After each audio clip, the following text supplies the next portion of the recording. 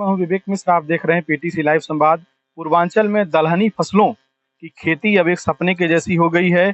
किसानों ने लगातार, अगर कहें कि जो है, अब नाम मात्र के कुछ चुनिंदा पूरे प्रदेश में या पूर्वांचल में ऐसे किसान हैं जो दलहनी फसलों की खेती करते हैं। इस समय हम बस्ती जिले के भेलवल में हैं और हमारे साथ प्रगतिशील किसान अरविंद सिंह जी हैं। अरविंद सिंह जी जिले में उन एक दो किसानों में हैं जो लगातार दलहनी फसलों की खेती कर रहे हैं। उनसे अच्छी पैदावार से अच्छा, जो कम लागत में ज्यादा पैसा भी कमा रहे हैं। लेकिन जो लगातार किसान हैं उनका मोह क्यों भंग हुआ, और फिर कैसे किसानों को ज्यादा से ज्यादा संख्या में इस खेती से जोड़ा जाए, इन तमाम सारे बिंदुओं को लेकर बात करेंगे। बहुत बहुत स्वागत है आपका। जी, बहुत-बहुत धन्यवाद सर। सबसे पहले तो ये बताइए कि कितने समय से आप इस दलहनी फसल जो है उसकी खेती कर रहे हैं, और पूर्वांचल में जो किसानों का मोह भंग हुआ उसके पीछे मुख्य वजह क्या आप मानते जी, खेती सर हम लोग ये समझिए कि 2005 से शुरू किए। हमारे बाबा भी बहुत अच्छी खेती करते थे और 2005 से लगातार हम लोग जो है खेती में जो नई-नई तकनीक है, नई-नई विधाएँ हैं, हम लोग उसके हिसाब से जो है खेती कर रहे हैं और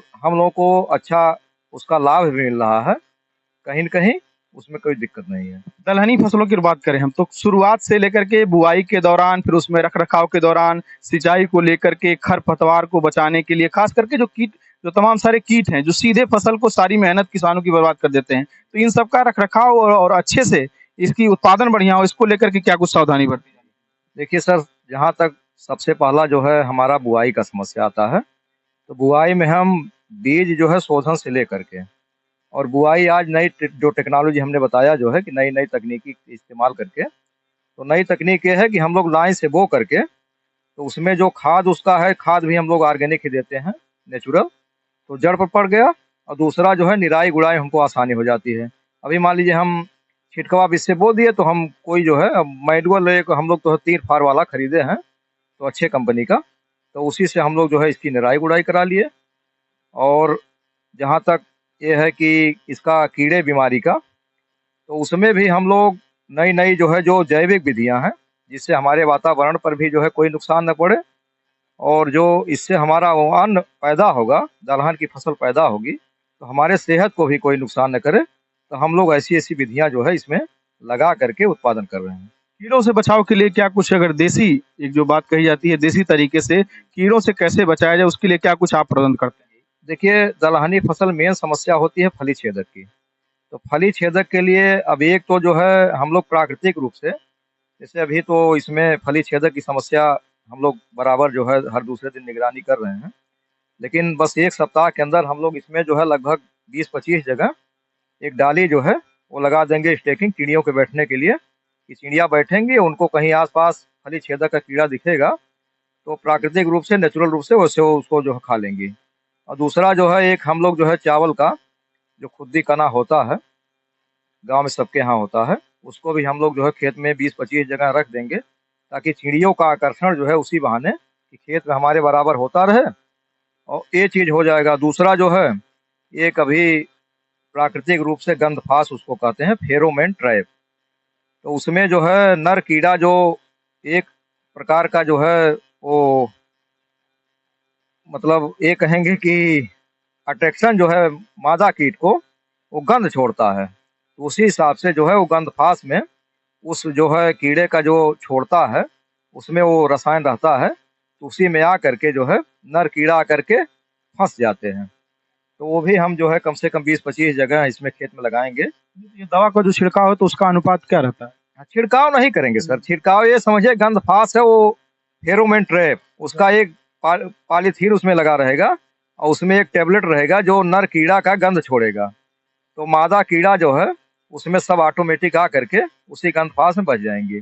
उसमें ये छिड़काव नहीं होगा और छिड़काव के लिए भी अगर इससे भी हमारा नियंत्रण नहीं हो पाएगा और ये लगेगा हमको कि नहीं कीड़ा हमारी समस्या ज़्यादा है, तो मार्केट में तमाम जो है हमको ऑर्गेनिक प्राकृतिक रूप से जो है वो कीटनाशक भी आया हुआ है, तो उसका छिड़काव हम लोग तब करेंगे आखिरी स्टेज पर।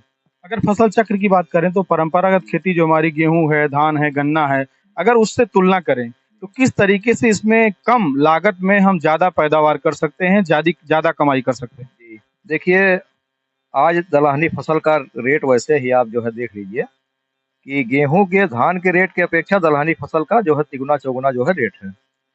तो इसमें बाकी आपका सिंचाई में, खाद उर्वरक देने में वो भी जो है लागत कम आता है। थोड़ा-सा एक जो है कटाई में थोड़ा-सा गेहूँ, धान की अपेक्षा इसका लागत जो है थोड़ा-सा ज़्यादा रहता है और कोई दिक्कत नहीं है। तो बाकी सब मिला करके जब आप ऑन एवरेज निकालेंगे गेहूँ की अपेक्षा और दलहनी फसल के, तो दलहनी फसल में आपका जो है कम से कम ये मानिए कि 8 से 10,000 पर बीघा मानिए कि लगभग आपका लाभ मिल जाएगा, या मोटी-मोटा मानिए 20,000 रुपया पर एकड़ की लागत भी कम है, लागत भी कम है। सिंचाई कम करना है। हाँ, सिंचाई कम करना है, खाद आपको जो है कम देना है। इसमें दलहनी फसल में नाइट्रोजन जो है ये प्राकृतिक रूप से वातावरण से जो है इसकी जड़ जो है ले लेती है, कहीं बाहर से नाइट्रोजन नहीं देना है। अच्छा, ये लगातार धीरे-धीरे कारण इसके अलग-अलग हैं कि किसानों का मोह भंग हुआ। लेकिन आपको लगता है कि सरकार की तरफ से भी ज़मीनी स्तर पर कुछ ठोस पहल की जानी चाहिए कि किसानों को प्रोत्साहित किया जाए, उनके लिए अलग-अलग योजनाओं के माध्यम से उनको मदद की जाए, तो क्या कुछ ऐसी योजनाओं का लाभ आपको मिला है या आपकी तरफ से क्या सुझाव है सरकार को? नहीं देखिए, अभी तक तो घेर-बाड़ पर गवर्नमेंट गवर्नमेंट की कोई योजना नहीं है, लेकिन यह है गवर्नमेंट को इस तरफ से भी थोड़ा-सा जो जानवर और नीलगाय की समस्या है, तो थोड़ा-सा किसान की लाग जो है पूँजी उतना हो नहीं पाती है, तो गवर्नमेंट को इस पर जो है कुछ उनको प्रोत्साहन राशि देना चाहिए कि कुछ गवर्नमेंट दे दे, कुछ किसान अपने हिसाब से लगा ले, तो सबके बस की थोड़ा-सा किसान इस मामले में फेल हो जाता है। जिन किसानों ने ये खेती पूरी तरीके से छोड़ दी है लेकिन उनके पास अच्छी खासी ज़मीन है, वो करने का थोड़ा-सा मन बना रहे हैं, तो उनसे आप क्या सुझाव देंगे? क्या आपकी अपील है?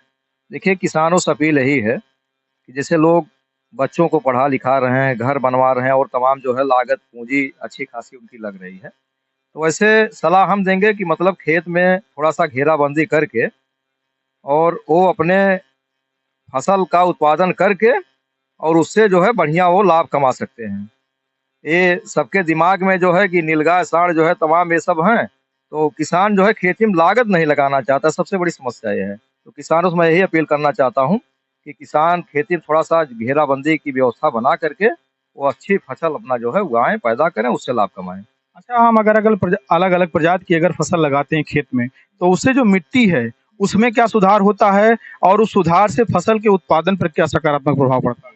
देखिए, वैज्ञानिक लोग हमारे यही बताते हैं कि जैसे गेहूँ, आपका धान लगभग पूर्वांचल में समझिए 95% कह लीजिए, एरिया में वही धान, गेहूँ चल रहा है और दोनों की जड़ जो है झकड़ा जड़ होती है। तो सारा जो हमारे ऊपरी परत में जो है, जो पोषक तत्व है ज़मीन का, वो जो है सब खींच ले रहे हैं धान, गेहूँ में।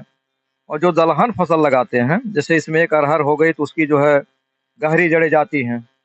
तो एक तो मिट्टी का जो है वो पोषक तत्व तो ऊपर से लेकर नीचे तक खींचता है। दूसरा जैसे आपका दलहनी जो भी फसल है, तो नाइट्रोजन जो है वो वातावरण से वैसे जो है फिक्स करके तो ज़मीन में छोड़ देता है। तो आप अगली फसल लेंगे, तो आपको नाइट्रोजन अगर देना भी होगा, बहुत कम मात्रा में देनी होगी। तो इस तरीके से जो है अगर थोड़ा-सा फसल आप चक्र अपना करके खेती करेंगे, तो आपका बहुत बढ़िया लाभ है। ऐसे फसल चक्र अपना करके खेती करने से खरपतवार में भी काफ़ी जो है उसको खत्म करने में मदद मिलती है? जी, जी, फसल चक्र अपनाएँगे तो उससे खरपतवार भी जो है हमारा काफ़ी हद तक वैसे ही नेचुरल रूप से नियंत्रण हो जाता है। और थोड़ा बहुत जो समस्या है, तो अगर किसानों के मन में जिज्ञासा हो, कुछ करने की क्षमता हो, दृढ़ इच्छा शक्ति हो, तो किसान के लिए कोई बहुत बड़ी बात नहीं सर। अच्छा, ये अक्सर ये बात आती है जो तमाम सारे बेसहारा पशु हैं, फसलों को लगातार वो बर्बाद कर रहे हैं। तो इसको लेकर के भी कोई अनुदान की ऐसी व्यवस्था सरकार की तरफ से अभी तक आपकी जानकारी में कुछ है कि जिससे कोई बैरिकेडिंग हो जाए ये पूरे खेत के आस-पास या उनको मदद मिल जाए थोड़ी-सी सब्सिडी के रूप में? देखिए, अभी तो गवर्नमेंट की कोई ऐसी स्कीम नहीं, लेकिन हम लोग बराबर हर जहाँ प्लेटफ़ॉर्म मिलता है, हम लोगों की वहाँ बात किया जाए, तो हम लोग ये मामला बराबर उठाते रहते हैं कि थोड़ा-सा किसानों को कोई प्रोत्साहन राशि जो है गवर्नमेंट तरफ से दिया जाए, ताकि किसान कुछ अपने पास से लगा करके, खेत की बैरिकेडिंग करा करके अच्छी तरीके से खेती करें। देखिए, अभी हमने प्रगतिशील किसान अरविंद सिंह जी से लंबी बातचीत की और तमाम सारे जो दलहनी फसलों को लेकर के तमाम सारे अहम बिंदु थे, उस पर चर्चा की। आपके द्वारा तमाम सारी जानकारी दी गई और सबसे अहम बात ये है कि सरकार की तरफ से जैसे सरकार तमाम सारी चीज़ों के लिए किसानों को सब्सिडी दे रही है और फसल बीमा के माध्यम से किसानों को लाभ दे रही है। लेकिन सबसे अहम बात है, जिस तरीके से जानवरों के द्वारा, चाहे वो बेसहारा पशु हों या जंगली जानवर हों, उनके द्वारा जो फसलों का नुकसान किया जा रहा है, उससे बचाव के लिए खेतों में बैरिकेडिंग के लिए भी सरकार को ऐसी कोई योजना लानी चाहिए जिससे किसानों को मदद कर सकें, सब्सिडी कर सकें, कुछ पैसा सरकार दे, कुछ पैसा किसान दें और जो खेत है वो सुरक्षित हो जिससे पैदावार बेहतर हो और किसान कम से कम लागत में अच्छी कमाई कर सकें। बस्ती से पीटीसी लाइव के लिए विवेक कुमार मिश्र।